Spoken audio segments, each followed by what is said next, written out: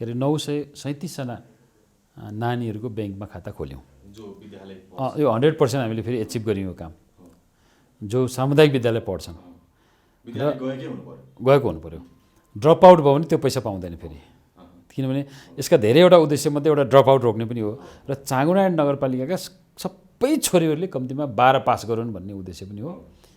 त्यस भएपछि मात्रै त्यो पैसा पाउँछन्, जम्मा भएको पैसा। तर पैसा हरेक वर्ष हामी जम्मा गरिदिन्छौँ।